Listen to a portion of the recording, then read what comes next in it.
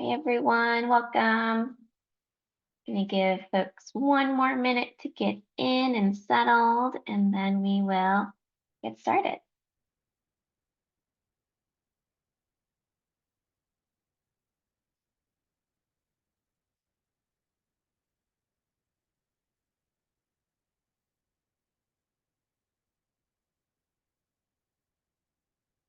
All right, I'm gonna go ahead and get us started since we have just a quick hour together today. Thank you everyone for joining. So excited to see folks joining the space.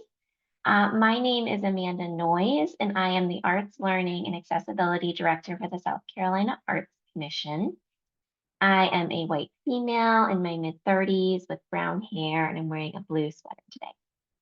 I am thrilled to welcome you to the first webinar in our Disability and Arts webinar series for this fiscal year. This year, we're going to be hosting quarterly webinars instead of monthly. So please be on the lookout for upcoming dates in November, January of 2026, and March of 2026. The mission of the South Carolina Arts Commission is to expand access to the arts and foster creativity for all South Carolinians. Over the past several years, SCAC has partnered with Able South Carolina to meet this mission. Through our partnership, we've provided accessibility technical assistance to artists and arts organizations, accessibility assessments and audits to arts organizations throughout the state. We've provided resource sharing and professional development in accessibility best practices. That's included office hours. We've done cohort style learning groups and webinars like we have today. The South Carolina Arts Commission and Able South Carolina's strategic partnership aims to increase access in the arts sector on a statewide level. Today's webinar is going to be focused on highlighting some of the wonderful accessibility work and efforts that have been accomplished in South Carolina over the past couple of years. We have two amazing South Carolina arts organizations who will be sharing about their individual accessibility initiatives. With us today, we have Glenna Barlow, the Curator of Education at the Columbia Museum of Art, to share about the CMA's tactile tours. And we have Kayleigh Vaughn, who is the Executive Director at Orangeburg Fine Arts Center. However, today she'll be sharing about some of her former work at the Morris Center for Lowcountry Heritage and the work she champions there around audio description in narrative. We will listen to both presenters first. Please feel free to drop questions in the chat if you have questions for our presenters, or feel free to hold questions till the end, and we will invite folks to unmute and engage in a Q&A portion after we hear from both of our presenters. So I'm gonna welcome Glenna to take over and get us started. Thanks, Glenna. Great. Thank you so much. And thanks everyone for being here. Excuse me. My name is Glenna Barlow. I'm, as you said, the Curator of Education at the Columbia Museum of Art. I've been here 11 years now. I'm a white female with some unruly curly brown hair and a little bit of allergies as we're getting into the fall. So forgive my sniffles and watery eyes. So I'm delighted to be here today to share with y'all some of the work that we've done over the past 5 or so years in developing tactile and multisensory tours. So as I said, I'm at the Columbia Museum of Art, but I'm going to give you a little bit of a backstory that involves a lot of other places to tell you how this really came to be. So as an art museum, of course, we are oftentimes guilty of relying pretty heavily on visual stimuli, right? As I know many folks who are in the arts may relate to.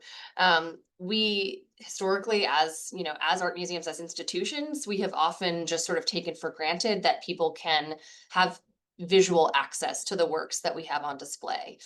So we love for people to experience the art firsthand, but we've often just made the assumption that people can see.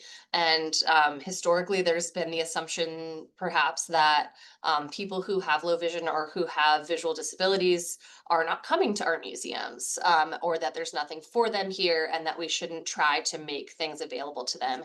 And of course, that view has shifted over the last several decades. Thankfully, we've come a long way in that respect. And As a museum, we've been doing a lot of self-reflection and just trying to determine what we could be doing better in terms of accessibility. And and one of the things that we determined was that we really weren't doing enough for the low vision community and for folks who were not able to experience the art through sight as sighted individuals are. So we knew that we wanted to change that, but we were not exactly sure where to begin. And we had an entry point through an exhibition we had a number of years ago of the work of Rodin. So if you're familiar with Rodin, he was a sculptor from the 19th century and really primarily worked in marble and clay and bronze. So everything in that show was three-dimensional, and it presented a perfect opportunity to think about exploring something through the element of touch. And fortunately for us, the contract that we got with that exhibition stipulated and allowed for us to incorporate tactile elements into our tours, so to actually physically touch those pieces. So we were really fortunate in that the wave had already been paved for us in a little in some respects, because we were able to build that into our tours, and it was already allowed by the folks who bring the artwork in. That's not always the case. Every exhibition is a little bit different. Of course, every depending on the artwork, or just the contract from whoever you're getting the exhibition from on loan, there are always differences. In this case, that was one hurdle that we already had taken down for us. So that was really fortunate. But I'll talk a little bit later about how there are some ways that you can kind of get around that, or think about different ways to work with different works that you may have on view, or works that are in your collections if you're at a collecting institution. So, we had that stipulated, which was wonderful. But I was charged with creating those tours, and I didn't know where to begin. I had no experience doing that. I had never created anything like that. I really hadn't worked with a lot of individuals with visual disabilities, and so I knew I needed to learn a lot before I could even begin to start thinking about how to design something that for our audiences. And in doing some research, I determined that there were a number of institutions out there that had already begun this work. And this was happening in museums around the country, of course. But I also came across a fabulous organization called Philly Touch Tours. And it's what it sounds like. They organize touch tours and these kind of tactile experiences for individuals throughout Philadelphia. So I got in touch with them. It's a small organization, but they've done a lot of work over the past 2 decades or so, really making inroads with museums and cultural institutions throughout their city. So they have a really great group of individuals who frequent these kind of tours and experiences that they offer up, but they also work really closely with staff at a number of these museums. So I reached out to them, and they were kind enough to set up a training session for me, which is something that they've started to do, but was a little bit new for them too, I think. So we were kind of learning together. But they were very gracious and welcomed me up there. And fortunately, thanks to the Arts Commission, we were able to secure some grant funding to allow for that to happen. So this was no direct cost to the museum. We were able to secure funding for this to happen. But this was really the starting point. They walked me through all of the different things to consider when you're working with individuals with visual disabilities. So, everything from sighted guiding or human guiding to how to source tactile materials, what kinds of technologies are available, best practices. You can see from the images here on the screen, hopefully, that. And I'll just briefly describe them. But there's just two examples on the left, photographs that are of a woman they've worked with in the past who was kind enough to come along with us, and she herself is blind, and she was able to kind of walk through the experience with us and allow me to practice a little bit human guiding with her and things like that. So seeing the experience through through the lens of her experience was really helpful, both in understanding how I could facilitate these experiences, but also in knowing what she experiences. So for instance, we talked about on the left, there's an image of her touching and sort of her hand being guided in experiencing this 3D like raised replica of a colonial figure from the Museum of the American Revolution. And we talked about the clothing a little bit, and she said that historical clothing was something that she that had just never been described to her.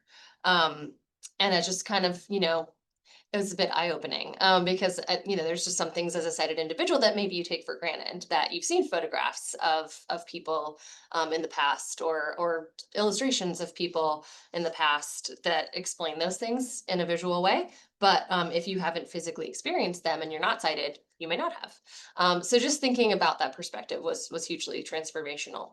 So they were wonderful in just kind of walking us through the process and thinking through what it should look like. So everything from, when should you have these? Is it best to have them? We want to try to remove as many obstacles as possible. So what times of day are best? What kinds of, how do you design a tour in terms of the number of objects or what you're going to prioritize? And I'll be happy to speak more to all of that, but I just want to kind of give some general information before we, you know, since our time is so limited.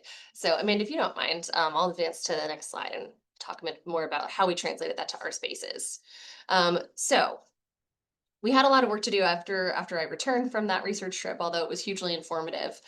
So then it became a challenge of how do we start to incorporate this with Rodin. So there's a photograph in the bottom right where you can see one of our participants with gloved hands feeling one of these really oversized bronze sculptures that we had in that Rodin exhibition. So we were able to design a tour, and it was in many ways similar to how we would design any other tour. We wanted it to have a kind of narrative. We would only focus on a couple of objects, maybe 5 or so objects, just to make sure that there was enough time for each of the participants to fully experience them. Forgive me. um, there was just some things to think about and logistically. So, for instance, we had to make sure that there was space to move around. We were trying to think through getting around physical barriers or obstacles. We wanted everyone to have enough time to experience each piece. There was one memorable quote from the training I had in Philadelphia, which was, being blind is waiting and waiting is boring.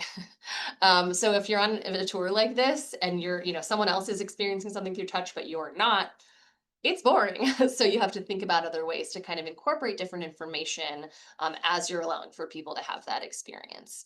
Um, so we were able to pilot these tours, and we sort of soft launched these with some groups in the Columbia area in the Midlands. Some folks from Able, South Carolina were kind enough to come with us and give us some great feedback, which was really helpful. They also helped us do some training with our docents so that we could get them some practice on things like terminology, how to do sighted guiding, or how to like walk people through various spaces and get them acclimated to different environments. Um, and we had such great responses and feedback with these tours that we wanted to expand them and not just have this be a one and done, but wanted this to really be transformational in allowing us to expand the offerings that we have for individuals with low vision, because we do believe that museums are for everyone, and we want there to be something for everyone who comes to a museum, regardless of their abilities or potential disabilities. So we really wanted to expand this and move this into the collection and find other ways to incorporate these lessons and make these available to as many people as possible. So some of the other images on this slide are objects from our own collection. And we're fortunate enough to have a fairly robust collection of about 7,000 works of art.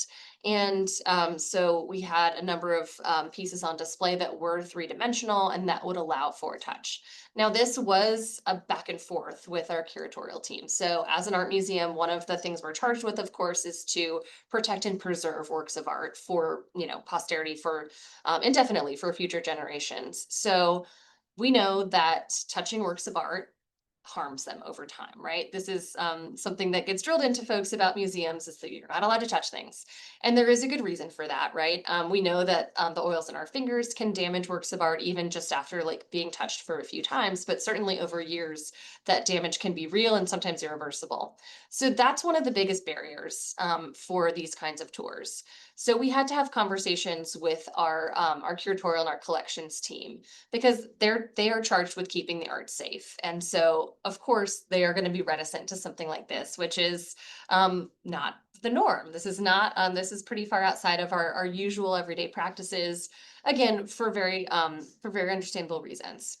The folks I talked to at Philly Touch Tours were, though, really helpful in trying to find ways to get that sort of buy-in from other staff. So because they've worked with other staff members at different museums, they had this kind of experience of, how did you get your collections team on board, or how did you get, buy-in from leadership, or whatever it may be. I mean, I think we all understand the necessity of something like this and how important it is, but there are these challenges that we have to think about. So one analogy that I found really helpful was in terms of light. So light is also damaging to works of art, right? So this is many of you are probably aware. This is why we can't have works on paper or textiles or really vulnerable works of art out for long periods of time. It's why the lighting has to be so specific. It's because that light is going to damage things over time, and so those colors and pigments will fade. And but we know that light is a necessary evil, right? If you want to experience a work of art visually, you have to be able to see it, and that means you have to turn the lights on. So it's in very much the same way. Someone who is not sighted cannot experience the art that way, and so they have to experience something ideally through touch. And so while we want to limit that, the same way we limit light, we only use certain kinds of lights, we only have pieces out in the light for certain amounts of time. We want to limit the amount that people touch objects. So as long as we are being responsible and limiting the amount of people who are able to touch these things and thinking about responsible ways to do that, whether that's with gloves or without gloves, depending on the object, there are ways that we can do that to allow for the maximum number of people to be able to enjoy and experience these objects. So we had a great meeting with our curatorial team where we kind of explained the lessons that we had learned, and we could even, put them in touch with some folks at different museums to say, hey, you can talk to the collections team at the Penn Museum because they've been doing this work for several years now. And so, we can kind of compare notes among folks who are in similar positions. And so I was able to come up with a list of objects and say, what do you think about these? Here are all the 3D works that are on view that aren't, under cases, or that are, somewhat accessible. Which of these do you think we could use? And some of them are just too fragile, too vulnerable, and we understand that. We have to defer to our collections team there. But some of them, they said, could be safely experienced through touch. And so based on those, and that it is a fairly small number because we do have a lot of two-dimensional works or three-dimensional works that were just not accessible for whatever reason. But because, we were able to come together and work with that team, we were able to come up with a short list of objects that we could incorporate into a tour. Now, then the challenge becomes, how do you make this an engaging tour? How do we bring in other senses, or how do we bring in other experiences that are going to enhance that? So that's when we would maybe bring in other elements like sound. So for this sideboard, for instance, the image in the top right is of two individuals touching this wooden sideboard from the early 20th century. And so we talked about, what an interior might have looked like in the early 20th century, but also what things might have sounded like at the time. So we played, popular music from the time period as just an example. So we would try to incorporate other elements, even if that's, something that wouldn't be seen necessarily, but it would just enhance the experience. We've also incorporated smells, which is really fun to be able to just think about whether it's, bringing a work of art to life and kind of thinking through the different smells you might experience, or, just smelling actual objects that relate to the piece in some way. So we have an image, one object that is and I don't have an image of it here on this slide which is a shame, but on the same tour, we also have a sculpture of a camel from it's like a Tang piece from China. So it's several centuries old, but it's a great piece to talk about the journey of the Silk Road.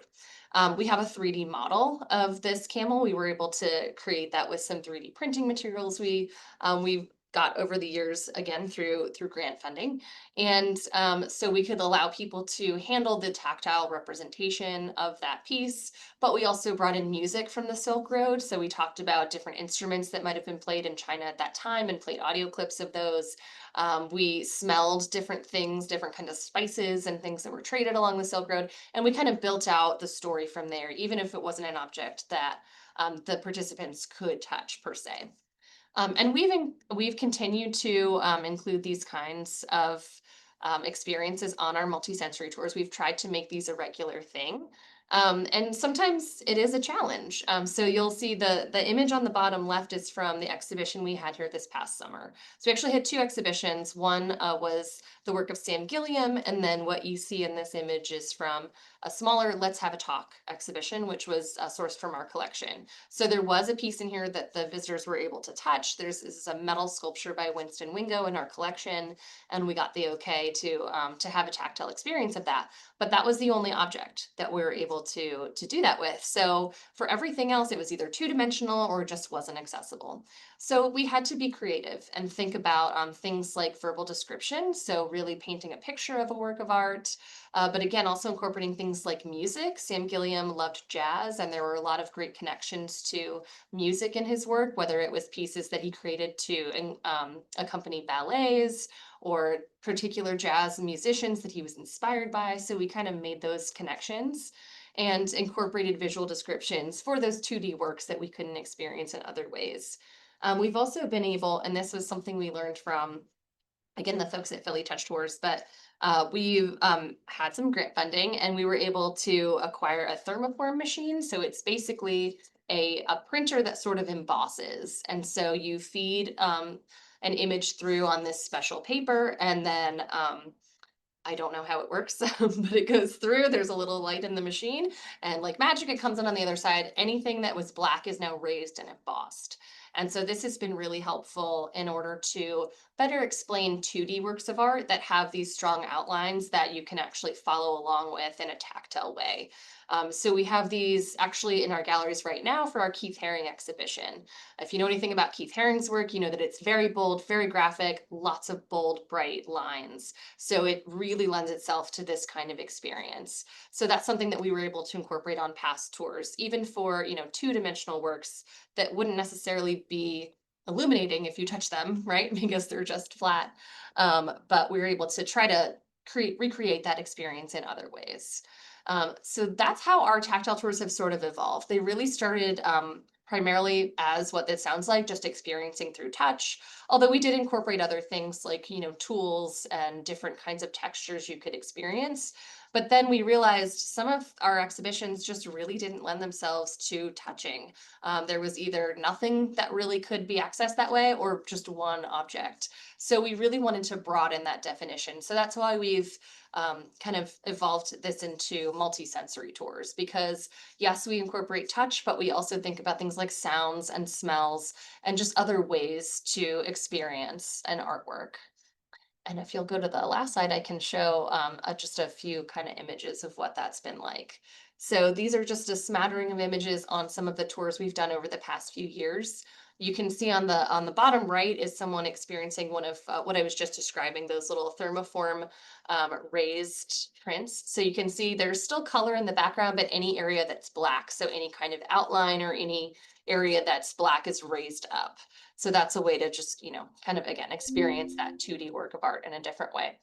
Um, We've also thought about things like process, and this has been great. I think, again, we know that when we make something better for the folks who are disabled, we make it better for everybody, right? Everyone enjoys the experience more. So we've incorporated things like tools. So with the Rodin exhibition, we know that he was sculpting with clay. And so we would pass around clay tools to kind of get the feel for what that experience was like. With the printmaking show we had this summer, we passed around part like a screen that you would use for screen printing and some of the tools that the artist was using. And so you really get a sense of that process through us describing it or using videos with the artists themselves explaining the process, and then actually physically manipulating those items. We've also created 3D models of works of art, which you see at the bottom left there.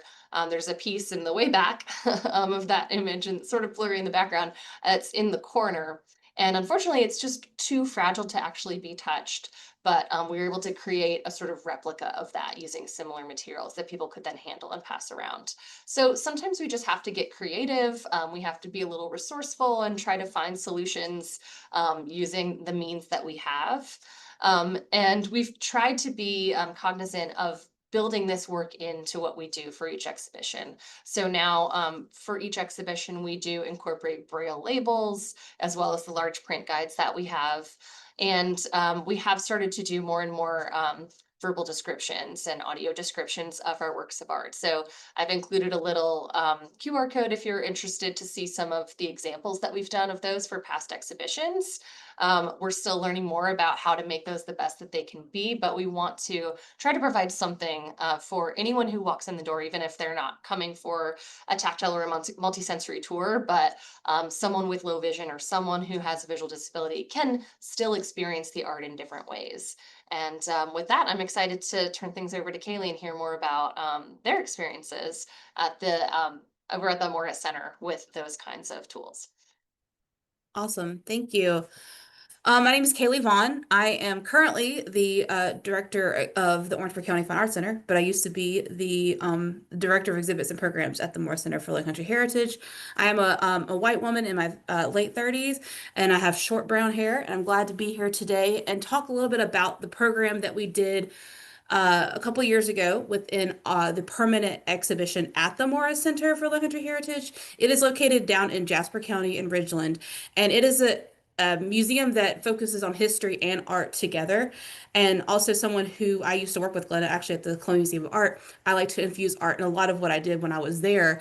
A lot of art exhibits, even if they were history focused, had art in them and definitely had imagery in them. So when we were working with the Arts Commission and applying for the Arts for All grant a couple of years ago, one of the things that came up for us was how can we make these exhibits available for folks who are maybe blind or have low vision.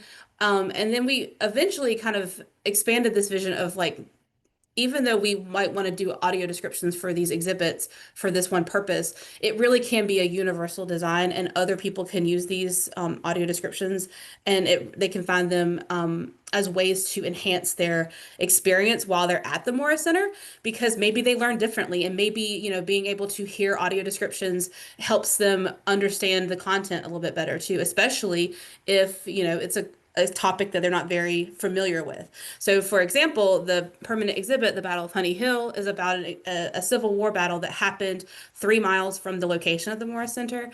And this historical significant battle really is a great story that we like to tell our visitors, because it was one of the main battles in South Carolina that featured a lot of participation from Black soldiers.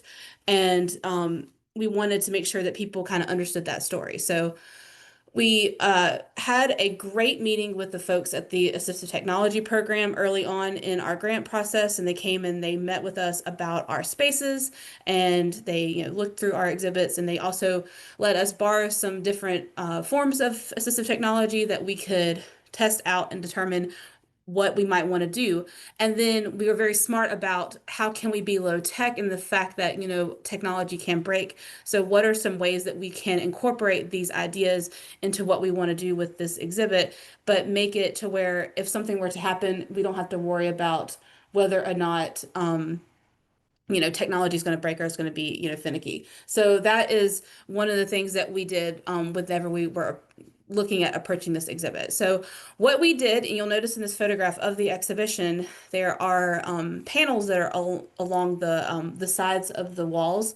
And so instead of just having, folks just use devices that, would use AI or something like that to read things, we wanted to make sure that the audio descriptions were very cohesive. So we took all of the words that were in the exhibition, and we made sure that those were read and given context. But what we did was we integrated the alt text, or for the different images within those audio descriptions. So basically what would happen is you would have this narrative kind of told to you through each panel from kind of beginning to end chronologically, and that way it gives a little bit more context to the material. So I do have some examples of this. Actually is an example, so I don't know if, Amanda, if you're able to play that, we can see if it works for us. This is an example of one of our panels. This one looks like it has the link in it, Kayleigh. The other one I don't see. Is That's it okay fine. to play this one? Yeah, we can play this All one. right. All right. Yeah. Let me know if you guys are hearing this. The Battle of Honey Hill diorama vividly depicts the fierce and bloody conflict that took place on November 30th, 1864. On one end of the diorama, Union forces, dressed in blue uniforms, march bravely toward the heavily fortified Confederate defenses atop Honey Hill. The Confederate troops, clad in gray uniforms, are entrenched behind earthworks, firing down upon the advancing Union soldiers. Cannons strategically positioned along the hill unleash relentless artillery fire, tearing through the Union ranks and leaving the battlefield littered with fallen soldiers and horses. Flags from both sides wave across the battlefield, representing various regiments engaged in the fight.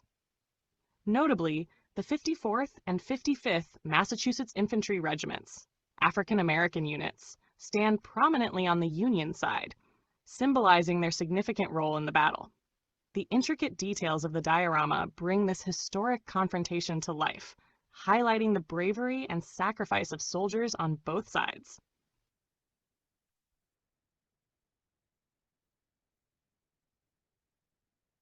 Sorry, I had a visitor come in, so I had to make sure that they were taken care of. So that particular example is for our diorama, because not only do we have panels in this exhibition, there were also the diorama and the different cases that have artifacts from the battle site. So those audio descriptions were included as well. And so what we were able to do is we looked at these different elements through trying to tell the story narratively, but also give a lot of description for them. And then we decided, instead of trying to make sure that we could just record someone's voice and make sure it sounded great, this is where we use AI in our favor. So basically what would happen is we would kind of plug in our scripts into AI and then have the AI voices recorded just to make sure everything was kind of cohesive. And then it made us very easy for us to basically kind of string together the different elements as far as the text for the panel and the different descriptions for the images that we had come up with. So we found that that was definitely the easiest way to do that. And then we were able to create a QR code with our web designer to have all of the elements live on our website. And then we had a QR code that whenever visitors would come in to visit the Morris Center, they were explained about the different elements of how they can use their own devices if they wanted to. We could also provide devices if they needed that to be able to read the different panels as they went throughout the exhibit. So that was the exhibit that we started with, was the Battle of Honey Hill. And then we created a what I think is a really fun tool, and I think is very useful. So if you want to switch to the next slide, Amanda, this is just I think just a portion of it. But I think, Amanda, you do have this matrix, so you can share this with other folks, and I'm sure that they would not have a problem with y'all sharing this tool for folks to use. But this is our accessible museum learning matrix that we developed to be able to, whenever a new exhibit would come into the Morris Center, that they could take this tool and they could use that to examine what needs to be addressed with each exhibition whenever it comes in, because they have a lot of exhibits change over there. They only have one permanent exhibit. So this way they're able to determine what needs to be done, what changes need to be made, and then how they can evaluate how they're doing that as they go along. So it's a very useful tool. I think that it's got a lot of, it's very simple, which I like about it. Like I made sure to keep it as simple as we could and try to kind of basically use this as a way to streamline the process that we went through in troubleshooting different things, and then creating kind of a map, so to speak, but a very simple map that's easy to follow. So that is something that they were able to use. And before I left the Morris Center, we were able to implement the same audio descriptions in their newest exhibit that opened in July. And what's really great about it is you can do this in English, but then to make this a little bit more appealing to other audiences, especially if you have folks who come in and speak different languages, you could then make this material available in different languages. And I think it can really make the materials available to folks. And especially a small museum like the Morris Center that doesn't have a lot of staff and doesn't have a lot of volunteers to be able to give tours, this is a way for people to be able to experience the exhibits when they come in for a visit, and are able to make sure they're able to like understand the images that they're seeing, and different things like that. So we were really excited about this tool, and we've had a lot of positive feedback before I left. So I'm grateful to be able to share it with y'all today, and if y'all have any questions, feel free to let me know. And I highly recommend going to the Morris Center and checking out the entire exhibition in its entirety. Awesome. Thank you so much, Kayleigh and Glenna. That was so wonderful to just get a little bit of an overview of the programs that you both have had a hand in creating, and thank you for the work that you're doing to make your spaces more accessible to people with disabilities. I am gonna stop sharing and would love to welcome folks to ask questions. If you have any questions to our panelists, maybe this is something that you're considering in your own organization, or maybe it's something you've never considered and now you have some questions. But if you have anything you'd like to dig into more from our panelists, please feel free to unmute or drop them in the chat. And as people are thinking, I will start us off with a question. Kayleigh, you talked a little, maybe both have talked a little bit about this, but I am curious with starting these programs, if you've received feedback from the disability community, or if you're actively seeking feedback from the disability community, and how do you find you're sharing this information out to let folks know that this is available, especially for those that maybe wouldn't choose to come to a museum if they didn't know they had these types of tools to access the museums and the content there? I know that we at the Morris Center, we worked with folks who were local in Jasper County within the disability community when we were developing the program. And then also within the visitation that we received since it was implemented, had gotten feedback from the way it was done. But what's great about this too is if we found out if things needed to be changed, the way we did it, it was an easy way to adjust how to do things. So since we kind of did things in a more low tech way, if you did need to make adjustments, it was a lot easier to have that be done.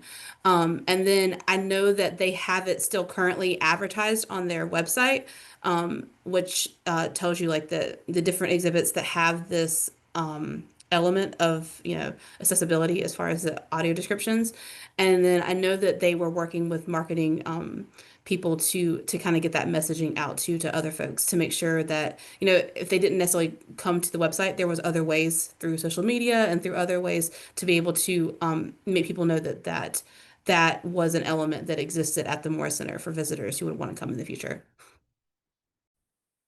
I'll just add on to that a little bit. Yeah, I think obviously in some ways the marketing is the trickiest part of this, or can be the most challenging, because you can't rely on the same kinds of channels that you often do. Because if someone who, if we've never really made space for folks with visual disabilities before, why would they think of us? So as you're working more in this capacity, you have to really broaden the ways you're thinking about that. This is an audience that's probably not looking at your website. They maybe don't follow you on social media. So you really have to get those tentacles out there in different places and spaces. So for us, yeah, working, as Kayleigh said, working with different organizations. Able South Carolina, of course, was wonderful and helping us kind of think through the process and do a little beta testing to give us feedback. But they were also really helpful in sharing this with their own networks, which I'm sure are plentiful. And then we were trying to identify other organizations in the Midlands and throughout the state who we could disseminate this information to. And it's something we're still working on. It's something that, you need to keep at, and that doesn't happen overnight, but finding those key partners or those key folks who are connected to the right people who you want to be able to experience this is really the biggest first step, I think, in our experience. Thank you. Yeah, Glenn, I think that's such a good reminder to folks that it's not always an immediate uptick in the community that you're trying to reach. And we think about putting new programs into place, and it can take time to build that new demographic of folks that, like you said, they may not have been welcomed into a space like this in the past. And too, these are stories that the media likes to cover. I mean, these are nice, sort of quote unquote feel good pieces, but like this is the sort of news and just media that sometimes outlets, local outlets are looking for. So it doesn't hurt to reach out to those kind of affiliates and say, hey, we're doing this new thing. Do you want to come see what it's all about, or do you guys want to cover it? And that's a different channel that maybe, someone that's a bit of a broader audience that might, be aware of something that they wouldn't have otherwise. Yeah, absolutely. That's a great point. So My name is Karen Watson. I'm the director of the Sumter County Gallery of Art. I have a question for both Kayleigh and Glenna. Kayleigh, do you find that the audio descriptions work best for a historical exhibition? Or, is it less challenging to have an audio description as opposed to, like a visual art exhibition? So I found that, with what we did, art history exhibits feature artwork. There are photographs, there are maps of old maps, there are also paintings, things like that, that are depicting different scenes. So I always I would always tackle that with my background in visual literacy and the things that I used to do working in an art space. And then now, of course, now I'm back in an art space more now too as well. But, I never saw, yes, I think a lot of people saw the Moore Center as a history museum, but they also had art exhibits as well. It's just that the exhibits that we were able to do this with first were more history focused, but they also contained artwork in them. So I think that history and art do work hand in hand. I found that people do appreciate the audio descriptions because what you can do besides just the base level of describing what an image looks like, you can give more context to it, especially in a historical context. And if it is a topic that people are not very familiar with, it gives them a little bit of an anchoring to like what are you talking about and in what context. So like if whenever we were using historical photographs of people, we can explain like what their clothing looks like, we can explain their features, and maybe that even gives you more context. They look a lot different than we do now or things like that. So we find that it does give more context to that. But then also I think that if it's a modern contemporary art exhibit, it can do the same thing. I think that it can. I'm very excited about using the things that I did at the Moore Center now at the Orangeburg County Fine Arts Center to create more understanding around these pieces because again, I look at it as a more universal kind of approach. Yes, we set forth with this goal to help a certain audience of people, but other people who are not low vision or blind have used these audio descriptions too to enhance their experience. And I think that that is an important thing to a distinguishment to make because it's not just for one type of person. It can be used by multiple types of people. So I find that it's not just for history; it can be used for art as well. Thank I'll you. speak to just the art perspective if that's all right. Yeah, I'm obviously in more of an art context than history, and we bring in context as well when we discuss the pieces and when we incorporate them on tours. But for the audio or the verbal descriptions, we were trying to do just an account of what you are seeing. So just if you cannot see this work, what does it look like? And so we're trying to be as faithful and comprehensive as we can in just a minute or two and describe everything that's there. It's been a really interesting challenge, I will say, because you realize how reliant you are on things like color or things that are maybe harder to describe. So if you're in front of a group of people, you can ask them, do you have any range of vision? Do you have any color memories or sight memories? Because some people have lost their vision over time, of course, and some people, were born, with that certain disability. So you can get a sense of your audience if you're in front of them. But if you're not, or if you're recording, an audio that's going to be used later, you want to try to be as inclusive as possible. So it's been a really unique challenge. And it's almost, it's almost like poetry, and that you're having to be a little bit creative and sort of stretch your thinking a little bit. So I've learned, and from other professionals who've done this, and just over time, to try to think of different ways to describe something. So, for instance, if I'm trying to describe like a really dark gray, might say something like the coldness of like a pewter mug, or like the sky before a storm. So it's something that you can feel as well as maybe see or experience in that way, or relating it to other senses. So we had a lot of abstract works in the exhibition this past summer, which presented an interesting challenge. So you're talking about things like shapes, that might be relatable, but also you have to find ways to kind of latch onto to describe these really abstract compositions. And a lot of it is color. So I would say, there's a square in the corner that's a bright green that's sort of like, the pop of a tart apple when you bite into it, or, just finding different ways to make that come alive. And you do have to be a little bit creative, but it really is a way to kind of stretch your brain. And the art descriptions, at least, are sort of fun in that respect, but it's also a challenge. So I'm sort of fascinated by this 3D printer making small maquettes of the sculptural work in an exhibition. Um, Now, we at the Sumter Gallery, we will never have something as fine as Rodin or, other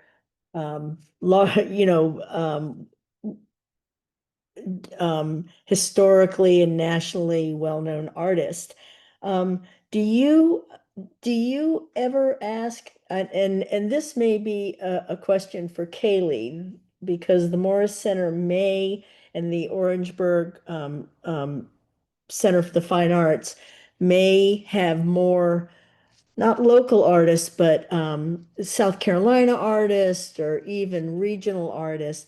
Have you ever asked a sculptural artist if there is if there's a option for the audience to touch the work?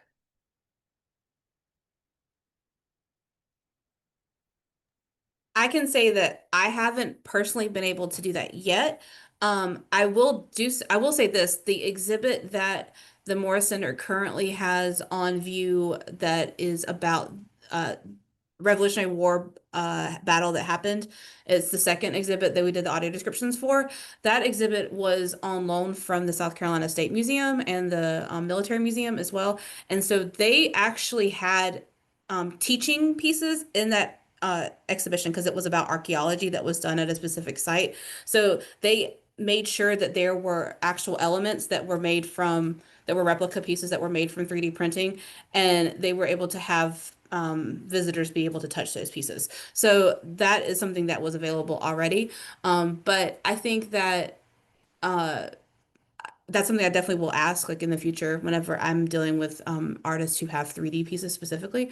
Currently, the space where I'm at right now doesn't have a lot of places to even display 3D artwork, but that's definitely something I would love to speak about, with the future. Now, I don't know if Glenna can speak to other people that they've worked with, but I do think that because we have really good relationships with our local artists, I don't think that most artists would, I think, have an issue with their pieces being modeled for, 3D imagery. So. Yeah, it's certainly always worth asking. With our exhibitions, they tend to be organized by big groups or companies, but everything's a little bit different, and it's always certainly worth asking the question, especially if you're in direct contact with an artist. And it's important to be able to say how you're doing it, if you're doing something responsibly, and you can kind of point to the measures you've taken and put in place so that you can reassure them that you're not going to damage anything or do anything irresponsible. Thank you. Great questions, Karen. Anyone else have questions for Kayleigh or Glenna? My colleague just tracked down our 3D camel, so I thought I would show y'all. But Sweet. this is our little 3D model of our derpy little camel. We love him. So he's got this little goofy expression with it's almost like his little tongue's hanging out. But so you can see it's just maybe like 10 or so inches tall, and nice and light because it's plastic, but it was a great way to experience the piece through touch, even though the piece itself couldn't be touched and was under glass. This was like a nice facsimile. Awesome. Thank you, Glenna. You both talked about using technology in different ways to do this work, which I think is really interesting and both kind of high tech and low tech. And Kayleigh, I appreciate you sharing like just using QR codes. And I love the idea of using AI voice instead of having to go into high tech recording somewhere to make sure that you're editing. And so using AI in that way, I feel like is such a clever solution and probably a sustainable solution to know if you need to change things up, you can feed that through and get that new audio recording. And then, but also using the 3D printing to, if you're able to have your hands on that. So technology in different capacities, I think, is an interesting conversation in this space. I know we have just a few minutes left. I'm wondering if you both could share maybe a few suggestions for organizations that maybe are just curious about starting this off. If you were going to start it over again, and Glenna, you did share a little bit of this in your presentation, but if an organization came to you and said, I don't know where to begin, what would you suggest? What kind of advice what might you give an organization that just is kind of putting their toe in the water in this work? Yeah, that's a great question. And I know this for us, it sort of fell into our lap, which was lovely and fortuitous, but it's certainly not going to be the case for everyone. So yeah, there's always going to be different constraints based on whatever organization you're at or the kind of material that you're working with. But I would say the first step is really just to do sort of a self audit. And of course, Able South Carolina does their own audits, which are wonderful, but you can just sort of do like a self audit, thinking through your space. So what are those kind of easy things that maybe you could tweak, or what's some of that low hanging fruit of, could we start with having large print guides? If there's any text in your space, could you make a large print guide? That's pretty easy to do. You can do that yourself, you know. It's just a matter of figuring out what those guidelines are and the best way to share those with your audiences. Braille translation was something that I thought was very daunting and was going to be exorbitantly expensive. It's not. We've worked with a group up in Charlotte, Metrolina, I think, Association for the Blind, and I will send off the text of our labels, and they will send a beautiful bound copy back, with the Braille versions as well as the text. And it has been under 200, I think, even if I've gotten multiple copies and we have lots of text. So it varies depending on the amount of text you have, of course, but it's been fairly reasonable, for what we're getting back. So see if there are some small ways you can start to, maybe, you know, remove some of those barriers or obstacles. And then, even if you have objects that are accessible, just maybe start to think about how you might make those a little bit more impactful or accessible to folks. And, if that needs to be a conversation with another team within your organization, or another artist perhaps that you're working with, I would just start to broach that topic and bring with them, bring to that conversation examples of other places who've done it in the past. And it certainly doesn't have to be just us. These are just two, little case studies here, but there are certainly lots and lots of examples of organizations that have been doing this for a long time, doing it responsibly, with respect to the artwork or the objects that are being experienced. So there's lots of ways to do this and to approach that work. And there's certainly many examples that you can look to. For instance, if you want to get started with like verbal descriptions or audio descriptions, I mean, there's a ton out there. I think of the Art Gallery of Ontario has been doing these for a number of years, and they have all of theirs online. That's just one example of many, but see what might work best in your space, find other examples, and then see if you can start to get buy-in from either your internal teams or the folks that you're working with, and just, impress upon them the importance of this work, which I think we all understand because we're all here. Yeah.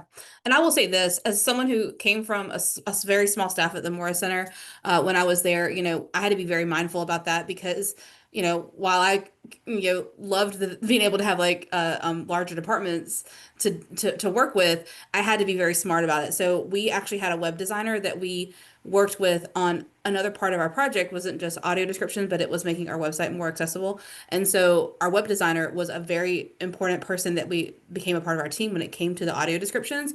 And working with him made it so easy because he was able to take everything once I had everything recorded, and he was able to make it available on our website. But with the QR codes, and what I liked about it was it was very simple in the fact that it auto played as soon as the QR code would, so it didn't have to, you have to worry about having a bunch of steps. As soon as like the QR code scans, it automatically starts playing the audio.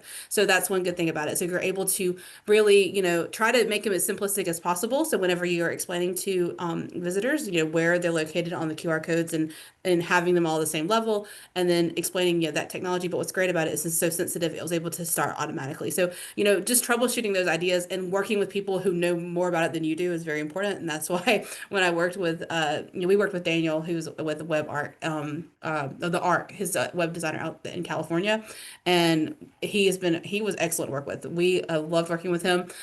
So I would just suggest, especially if you don't have a lot of resources like within in-house, finding those people that can help you. And and then to Amanda's point, I will say this: it's very important to make sure you are trying to find ways to collaborate with your local disability community and making sure that they are a part of the project too. Yeah, I was just gonna say, the one thing that I didn't mention that's so important is nothing about us without us, is that like mantra that we always go back to, and it's certainly a good rule of thumb to keep in mind if and when you start to develop some of these materials. Amazing. Thank you both. This was really, really wonderful and just a great synopsis of the programs you're doing, but also a helpful peek into the process and to know that you each took these little steps along the way and have been able to grow your own capacity towards it, and then adding into the depth of the programs too is really wonderful and exciting. And thank you both for just delving into this work. The thing I'm also hearing you both talk a lot about is partnerships and finding those stellar examples. And Kayleigh and I talked about the South Carolina Assistive Technology Program, and Glenna talked about ABLE and those Philly Touch tours. So finding those folks to walk alongside you in the work is awesome.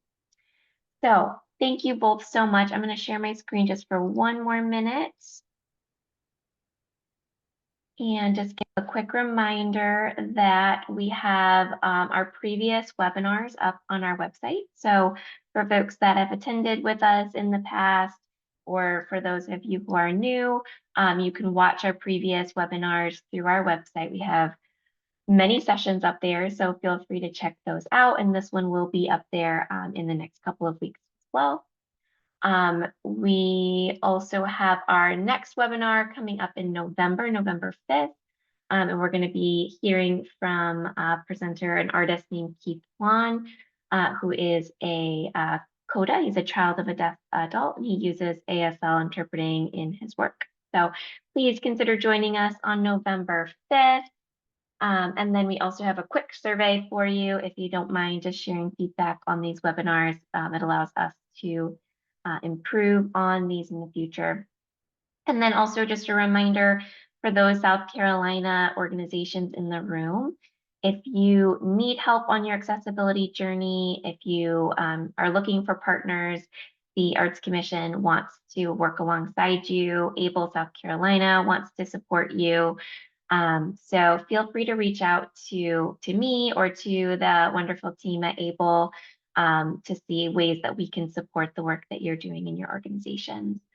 And then one final plug, we have our nominations open for the Governor's Awards for the Arts right now.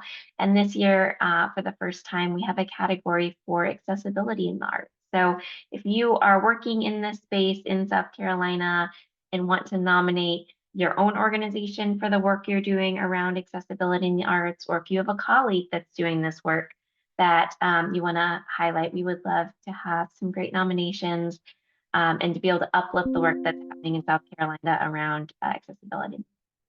So thank you all again for joining us, and I hope everyone has a great afternoon, and we'll look forward to seeing you next time. Thanks so much. Thanks.